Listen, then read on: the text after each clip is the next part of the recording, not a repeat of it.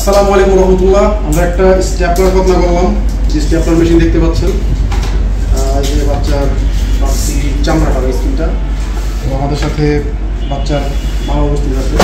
তো আপনি তো ভিতরে ছিলেন, মোটামুটি অপারেটিভ প্রসিডিউর পুরোটাই দেখছেন। তো অ্যাজ এ আপনার কেমন লাগছে জিনিসটা? এটা জিনিসটা খুব ভালো। এই জিনিসটা অপারেশন করাতে আমার বাচ্চার যে ব্লিডিং হওয়ার সম্ভাবনাটা ছিল, কিংবা এখন সচরাচর যে জিনিসটা দেখা যায় সমস্ত শরীরে অ্যানেস্থেশিয়া করে, তারপরে আমি একটা হসপিটালে গেছি, আমাকে এইভাবে বলছে যে পুরো অ্যানেস্থেশিয়া দিয়ে তারপরে অপারেশন করতে হবে।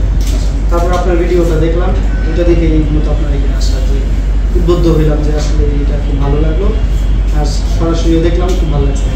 এমনি অপারেশন করে শেপ টেপ দেখছি তোমরা? হ্যাঁ, খুব ভালো হয়েছে আলহামদুলিল্লাহ। সাধারণত আমরা স্ট্যাপলার কথা বললে কোনো ব্লিডিং হয় না, অনেক সময় 2-3 ফোঁটা হালকা ব্লাড বের হতে পারে, তবে সেটা ম্যানেজেবল, আমরা এখানেই ম্যানেজ করে দিই।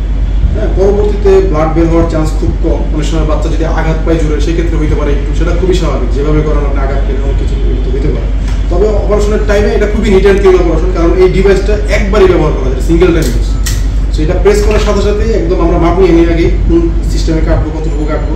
হ্যাঁ, সো স্ট্যাপলার কথা পুরো পৃথিবীতে খুব জনপ্রিয় হইতেছে, কারণ এটা খুবই লেটেস্ট টেকনোলজি, হাতের সিঁড়ি টিলি লাগে না, পাশাপাশি আপনার ব্লিডিং হওয়ার চান্স খুবই কম, এবং পাশাপাশি ইনফেকশন ফ্রি আমার মতে। সো আপনারা যারা স্ট্যাপলার কথা পড়াইতে চান, তারা আসলে এটা নিঃসন্দেহে পড়াইতে পারেন, আমার কাছে মনে হয় ভেরি গুড অপশন।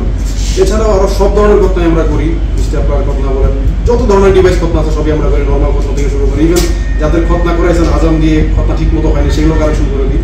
সো বিষয়গুলো অনেকের জন্য হেল্পফুল হতে পারে। সবাইকে ধন্যবাদ। আসসালামু আলাইকুম।